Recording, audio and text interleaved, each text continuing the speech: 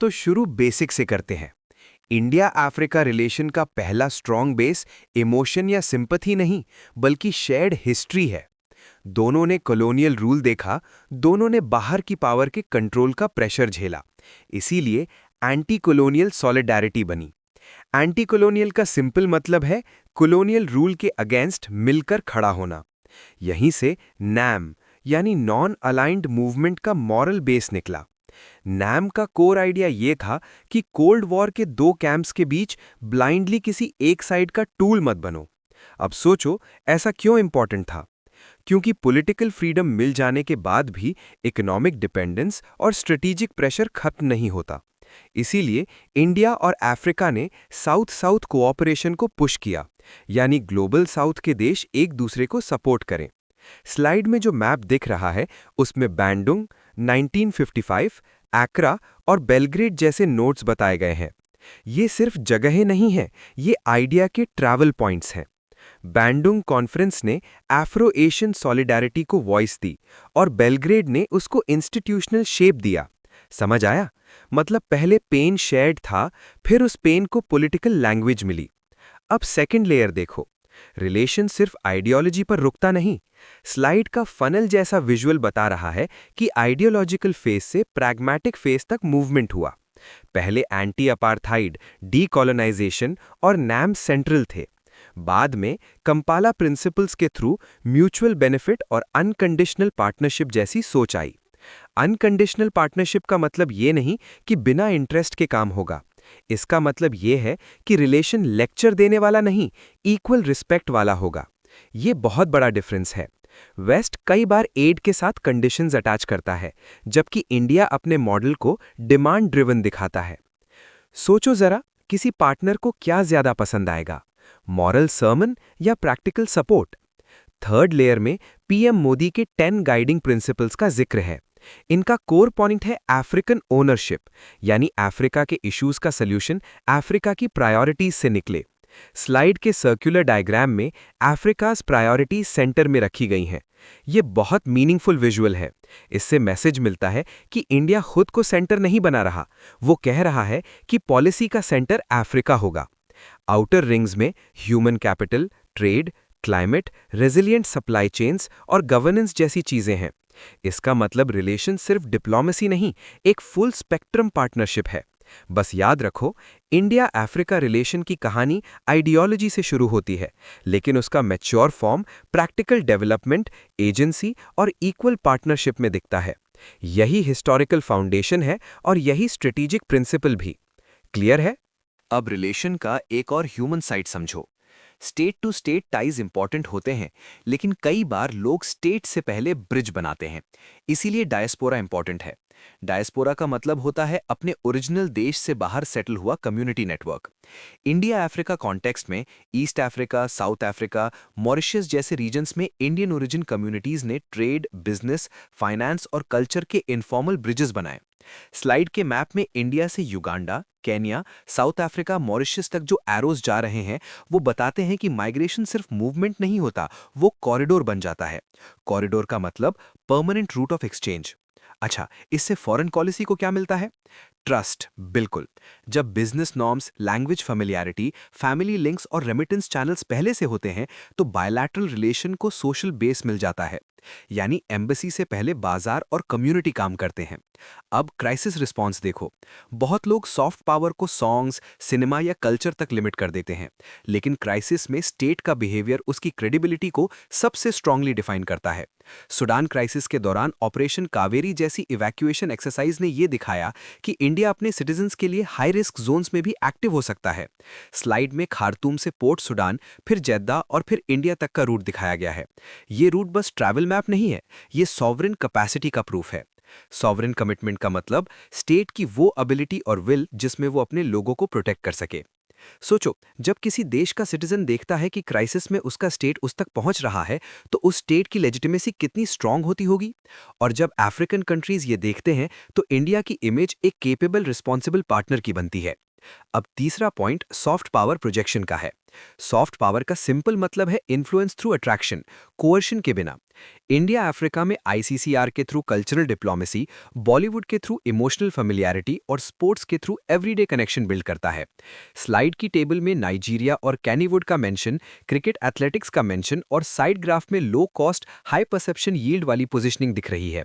ये इंपॉर्टेंट है, मतलब रिलेटिवली कम रिसोर्स से ज्यादा गुडविल क्रिएट हो सकती है। लेकिन यहाँ एक डीपर पॉइंट समझो, सॉफ्ट पावर तभी काम करती है जब उसके साथ रिस्पेक्ट और कंसिस्टेंसी हो। सिर्फ फिल्म या फेस्टिवल से लॉन्ग टर्म इन्फ्लुएंस नहीं बनता, वो तब बनता है जब डायस्पोरा लिंक्स, क्राइसिस असिस्टेंस और कल्चरल अफिनिटी एक दूसरे को रीइंफोर्स करें। तो इंडिया अफ्रीका रिलेशन में ह्यूमन नेटवर्क, रेस्क्यू कैपेसिटी और कल्चरल पुल तीनों अलग चीजें नहीं हैं, ये एक ही लार्जर ट्रस्ट आर्किटेक्चर के पार्ट्स हैं। Make sense? अब हम इंस्टीट्यूशनल साइड पर आते हैं। कोई भी रिलेशन तब मैच्योर होता है जब वो सिर्फ गुडविल पर नहीं, इंस्टीट्यूशंस पर टिकता है। इसी कॉन्टेक्स्ट में इंडिया अफ्रीका फोरम समिट या IAFS सेंट्रल मैकेनिज्म है। फोरम समिट का मतलब एक ऐसा रेगुलर प्लेटफॉर्म जहां लीडर्स मिलकर एजेंडा सेट करते हैं, रिव्यू करते हैं और रिसोर्सेज अलाइन करते हैं। स्लाइड में 2008 न्यू दिल्ली, 2011 अदीस अबाबा और 2015 न्यू दिल्ली का ट्रेजेक्ट्री चार्ट दिया है। पार्टिसिपेंट्स और फाइनेंशियल कमिटमेंट्स का स्केल बढ़ता दिख रहा है। ये ग्रोथ सिर्फ नंबर इंक्रीज नहीं है, इसका मतलब है कि India Africa relation representative phase से universal pan African participation phase तक गया। सिंपल बोलूं तो पहले रिलेशन सिलेक्टिव था, फिर ब्रॉड हुआ, फिर कॉन्टिनेंट वाइड फॉर्म लेने लगा। तो क्वेश्चन ये है, समिट का रियल काम क्या है? Photo op? नहीं, बिल्कुल नहीं।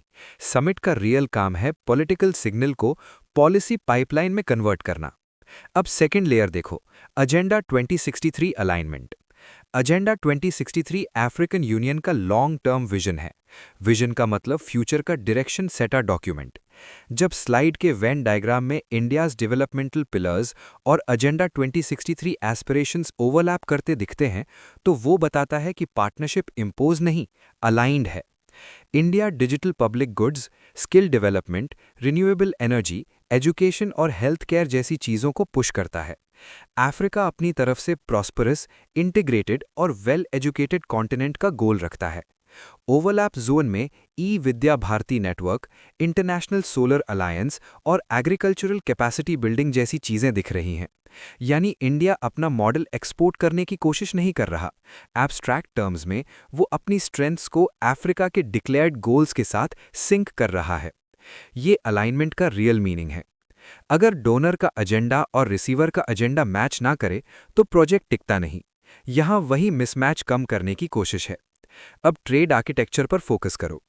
AFCFTA का मतलब African continental free trade area, यानी कॉन्टिनेंट के अंदर ट्रेड बैरियर्स कम करके एक लार्जर कॉमन मार्केट बनाना। इंडिया की DFTFP स्कीम यानी duty free tariff preference least developed African countries को इंडियन मार्केट एक्सेस देने का इंस्ट्रूमेंट है। स्लाइड के मैप और सैंकी स्टाइल डायग्राम से ये बताया गया है कि टैरिफ लाइंस जीरो करने से अफ्रीकन LDC एक्सपोर्ट्स को इंडियन मार्केट पेनिट्रेशन मिल सकती है। यहाँ की फ्रेज है एसिमेट्री को रिड्यूस करना।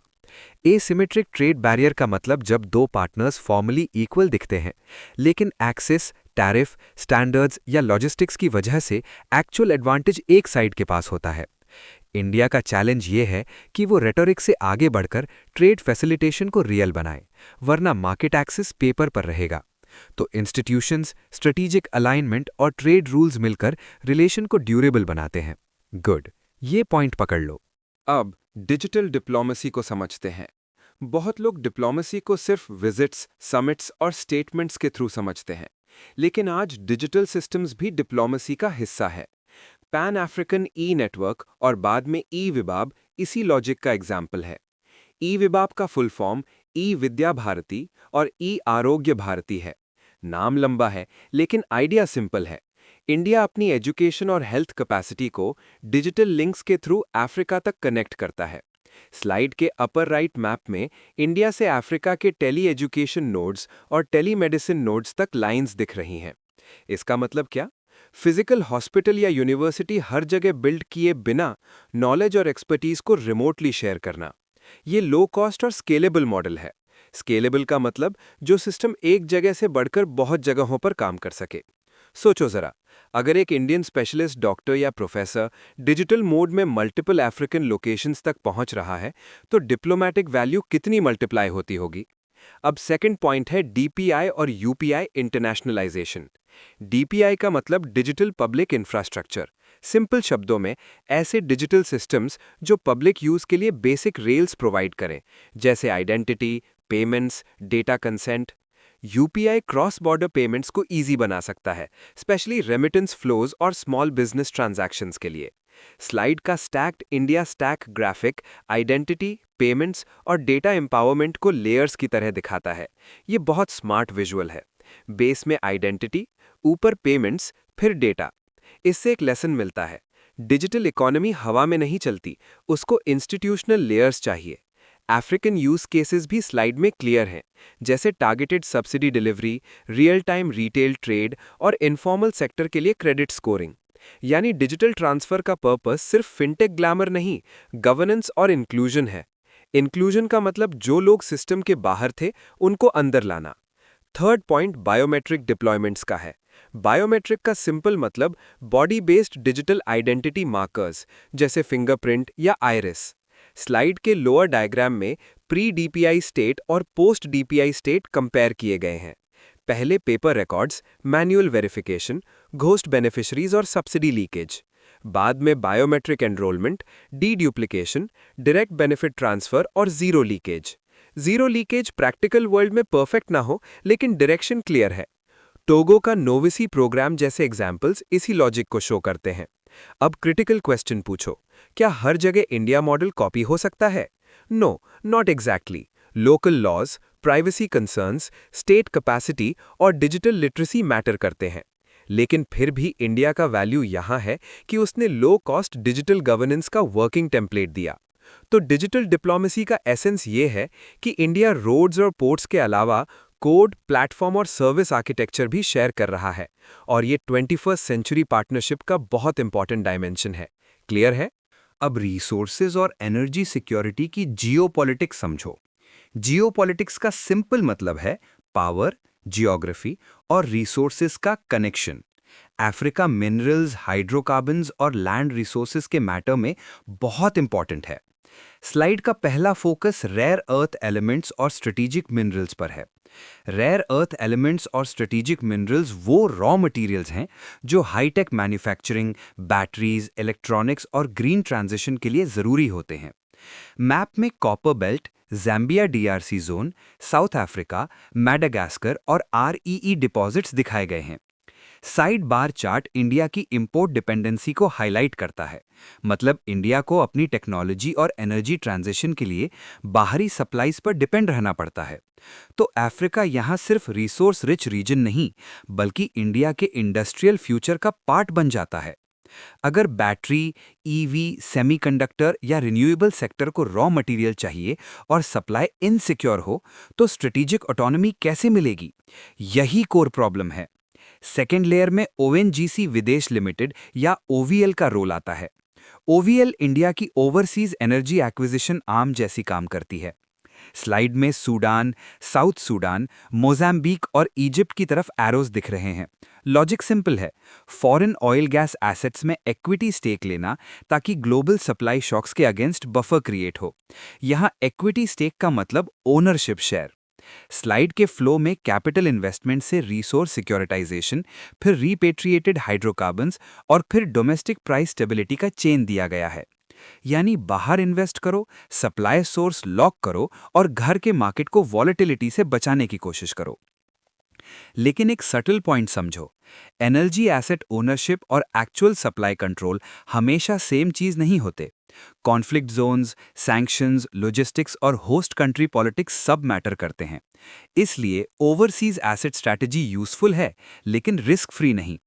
स्लाइड का तीसरा जोन एग्रीकल्चरल लीजिंग को दिखाता है, स्पेशली इथियोपिया, तांजानिया, मैडागास्कर जैसी जगहों के थ्रू। यहाँ फूड सिक्योरिटी एंगल है, जैसे पल्सेस और एडिबल ऑयल्स। आइडिया ये है कि ओवरसीज फार्मिंग या कॉन्ट्रैक्ट अरेंजमेंट से डोमेस्टिक शॉर्टेजेस को मैनेज किया जा सके। लेकिन यहीं एथिक्स और पॉलिटिक्स का टफ क्वेश्चन उठता है। जब फॉरेन एक्टर लैंड यूज में एंटर करता है तो local communities, water use, labour rights और लैंड सॉवरेंटी के कंसर्न्स भी आते हैं। स्लाइड के क्वाड्रेंट में फूड सिक्योरिटी, यील्ड और सोशियो पॉलिटिकल फ्रिक्शन का रिलेशन दिखाया गया है। इसका मतलब पॉलिसी मेकर को सिर्फ आउटपुट नहीं, लेजिटिमेसी भी देखनी है। बस यहां एक और बात, स्लाइड टेक्स्ट में ओवीएल के साथ लैंड लीजिंग का फ्रेज मिक्स्ड फॉर्म में दिखता है, लेकिन एनालिटिकली एनर्जी एक्विजिशन और एग्रीकल्चरल लैंड स्ट्रैटेजी दो अलग पॉलिसी ट्रैक्स हैं। दोनों का कॉमन थ्रेड सिक्योरिटाइजेशन है, यानी सप्लाई इनसिक्योरिटी को एक्सटर्नल फुटप्रिंट से मैनेज करना। समझ आया? इंडिया अफ्रीका रिलेशन में रिसोर्स डिप्लोमेसी अपॉर्चुनिटी भी है और रिस्क मैनेजमेंट टेस्ट भी। अब चाइना फैक्टर को समझना जरूरी है, क्योंकि अफ्रीका में इंडिया को अक्सर चाइना के कॉन्ट्रास्ट में देखा जाता है। स्लाइड का सेंट्रल थीम है debt traps versus capacity building. Debt trap phrase political debate में बहुत यूज होता है, लेकिन इसको सिंपल और केयरफुल तरीके से समझो। जब एक देश ओपेक टर्म्स पर बड़े इंफ्रास्ट्रक्चर लोन्स लेता है, रीपेमेंट स्ट्रेस बढ़ता है और स्ट्रेटेजिक एसेट्स या पॉलिसी ऑटोनॉमी प्रेशर में आ सकते हैं, तब डेट डिपेंडेंसी का रिस्क बनता है। स्लाइड का cycle diagram sovereign debt, mega infrastructure construction, revenue shortfall, asset seizure risk और रिसोर्स कोलैटरल एक्सट्रैक्शन के लूप को दिखाता है। इस विजुअल का पॉइंट ये है कि इंफ्रास्ट्रक्चर खुद प्रॉब्लम नहीं, प्रॉब्लम फाइनेंसिंग टर्म्स, ट्रांसपेरेंसी और रीपेमेंट स्ट्रक्चर में होती है। तो असली क्वेश्चन ये नहीं है कि रोड या एयरपोर्ट बना या नहीं। असली क्वेश्चन ये है कि किस शर्त पर बना, किसने रिस्क बेयर किया और डिफॉल्ट की कॉस्ट किसने झेली। इस कॉन्टेक्स्ट में एंटेबे एयरपोर्ट कंट्रोवर्सी को केस स्टडी के रूप में यूज किया गया है। केस स्टडी का मतलब एक स्पेसिफिक एग्जाम्पल जिसे लार्जर पैटर्न समझा जाए। स्लाइड की फॉरेंसिक टाइमलाइन जैसी स्ट्रिप में initial signing, escrow demands, sovereign immunity waiver और रीनेगोशिएशन रिजेक्शन दिखाया गया है।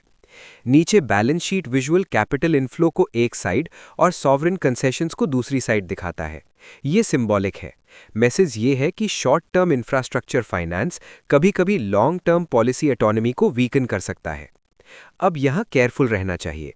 हर चाइनीज प्रोजेक्ट ऑटोमेटिकली सीजर तक नहीं जाता और हर अफ्रीकन स्टेट पैसिव विक्टिम भी नहीं होता।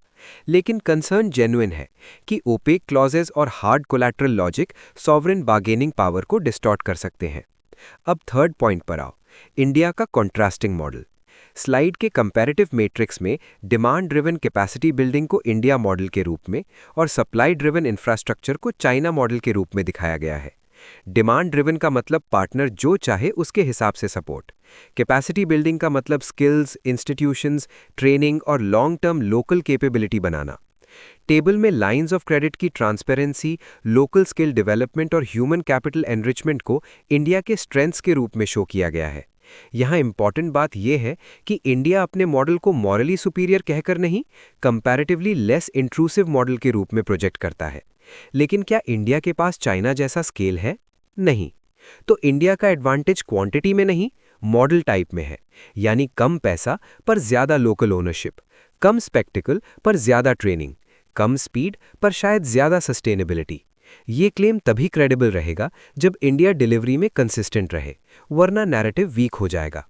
तो अफ्रीका में कंपटीशन सिर्फ प्रोजेक्ट्स का नहीं, डेवलपमेंट फिलॉसफी का भी है। Got it? अब हम कैपेसिटी बिल्डिंग को डिटेल में देखते हैं। कैपेसिटी बिल्डिंग का सिंपल मतलब है किसी पार्टनर देश को ऐसा स्किल, सिस्टम और इंस्टीट्यूशन सपोर्ट देना जिससे वो खुद ज्यादा कैपेबल हो जाए। यही इंडिया का मेजर कंपैरेटिव स्ट्रेंथ बताया जाता है।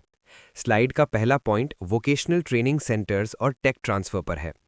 वोकेशनल ट्रेनिंग का मतलब प्रैक्टिकल स्किल ट्रेनिंग, जैसे machinery, IT, repair, industrial operations. जब इंडिया ईस्ट अफ्रीका या दूसरे रीजन्स में वीटीसीज और आईटी पार्क सपोर्ट करता है, तो इसका पर्पस सिर्फ जॉब्स बनाना नहीं होता। इसका डीपर पर्पस होता है इंडिजिनस इंडस्ट्रियल इकोसिस्टम बनाना। इंडिजिनस का मतलब लोकल रूट्स वाला। स्लाइड का ट्री डायग्राम बहुत यूजफुल है। ट्रंक में इंडियन लाइंस ऑफ क्रेडिट और इंस्टीट्यूशनल पार्टनरशिप्स, ब्रांचेस में information technology, vocational training, SME incubation और लीव्स में लोकल एम्प्लॉयमेंट, टेक्नोलॉजिकल ऑटोनॉमी और एसएमई जनरेशन। इसका मैसेज सीधा है। अगर रिलेशन का रिजल्ट लोकल जॉब्स और लोकल बिजनेस क्रिएशन में दिखे, तभी रिलेशन सस्टेनेबल लगती है। अब एग्रीकल्चर पर आओ। बहुत बार फॉरेन पॉलिसी एनालिसिस में एग्रीकल्चर को लो पॉलिटिक्स समझा जाता है, लेकिन अफ्रीका के कॉन्टेक्स्ट में ये फूड सॉवरेंटी, क्लाइमेट अडेप्टेशन और रूरल स्टेबिलिटी का कोर इशू है। स्लाइड में इंडियन एग्रोनॉमिक R&D से अडेप्टिव रिसर्च और सॉइल टेस्टिंग तक, फिर अफ्रीकन लोकल डिप्लॉयमेंट्स तक का प्रोसेस फ्लो दिया गया है। एग्रोनॉमी का मतलब scientific farming knowledge, adaptive research का मतलब लोकल क्लाइमेट और सॉइल कंडीशंस के हिसाब से टेक्नोलॉजी को एडजस्ट करना। ये पॉइंट बहुत इंपॉर्टेंट है। किसी और देश की सीड वैरायटी या इरिगेशन मेथड को सीधा कॉपी कर देना काम नहीं करेगा। लोकल टेस्टिंग चाहिए। स्लाइड में drought resistant millets, micro irrigation techniques और एग्रो प्रोसेसिंग मशीनरी का मेंशन है, और केन्या, मलावी मार्कर्स दिए गए हैं। तो इंडिया का रोल यहाँ रेडीमेड आंसर देना नहीं, बल्कि अडेप्टेबल टूल किट देना है। एग्जैक्टली यही डिफरेंस मीनिंगफुल कोऑपरेशन का है। अब third layer solar electrification projects की है। इंटरनेशनल सोलर अलायंस या ISA को रूरल इलेक्ट्रिफिकेशन के साथ जोड़ा गया है। स्लाइड के लोअर राइट पैनल में बार लाइन चार्ट और डिसेंट्रलाइज्ड सोलर माइक्रोग्रिड का विजुअल है। PV अरे, battery storage, community distribution centre और फिर socio economic benefits. Of grid का मतलब सेंट्रल ग्रिड के बिना लोकल एनर्जी सोल्यूशन। इसका बेनिफिट क्या? स्टडी आवर्स बढ़ते हैं, क्लिनिक का काम इंप्रूव होता है और लोकल बिजनेस ऑप्शंस खुलते हैं। यानी एनर्जी को सिर्फ इलेक्ट्रिसिटी मत समझो, ये सोशल ट्रांसफॉर्मेशन इनपुट है। सोचो अगर एक गांव में रात को स्कूल लाइटेड हो, वैक्सीन फ्रिज चल सके और छोटी शॉप मशीन यूज कर सके, तो डेवलपमेंट कितना टैंजिबल हो जाता है। तो इंडिया अफ्रीका कैपेसिटी बिल्डिंग की रियल वैल्यू इसी में है। स्किल्स, रिसर्च और एनर्जी जैसे सेक्टर्स में लोकल कैपेबिलिटी को डीपन करना, ना कि सिर्फ टेम्पररी एड देना। बिल्कुल ठीक। अब लास्ट स्लाइड मैरिटाइम सिक्योरिटी और डिफेंस डिप्लोमेसी को कवर करती है। इंडियन ओशन सिर्फ पानी का एरिया नहीं, बल्कि ट्रेड आर्टरी है।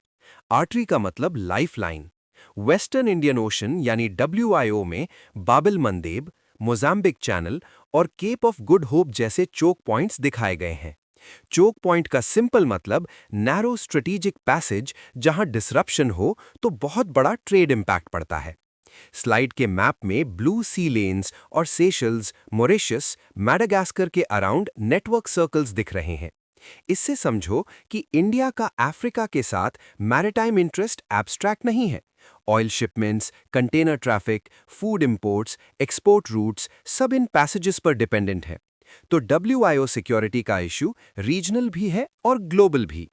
अगर सी लेन्स अनसेफ हों तो डिप्लोमेसी, ट्रेड और एनर्जी सब वीक पड़ जाते हैं। अब second point maritime domain awareness यानी MDA का है। MDA का मतलब समंदर में क्या हो रहा है, किस शिप की मूवमेंट है, कहाँ रिस्क है, इसका रियल टाइम या near real time understanding. Slide का flow chart white shipping data, African liaison officers और सैटेलाइट सर्वेलेंस को गुरुग्राम के IFC IOR तक ले जाता है, और फिर anti piracy, EEZ surveillance support और डिजास्टर रिस्पॉन्स आउटपुट्स देता है।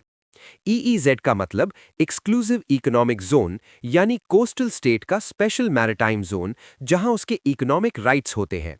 ये सिस्टम एक तरह का इंफॉर्मेशन फ्यूजन मॉडल है। फ्यूजन का मतलब डिफरेंट सोर्सेस का डेटा जोड़कर एक्शनेबल पिक्चर बनाना। इसका बेनिफिट क्या है? पायरेसी रोकी जा सकती है, इल्लीगल फिशिंग मॉनिटर हो सकती है और डिजास्टर के टाइम रिस्पॉन्स फास्ट हो सकता है। तो मैरिटाइम पार्टनरशिप सिर्फ वॉरशिप डिप्लोमेसी नहीं, डेटा शेयरिंग और कोऑर्डिनेशन डिप्लोमेसी भी है। थर्ड लेयर डिफेंस कोलैबोरेशन की एवोल्यूशन दिखाती है। Slide timeline UN peace keeping से AFINDX जॉइंट एक्सरसाइजेस तक जाती है। इसका मतलब रिलेशन सिंबॉलिक सपोर्ट से ऑपरेशनल कोऑपरेशन तक बढ़ा है।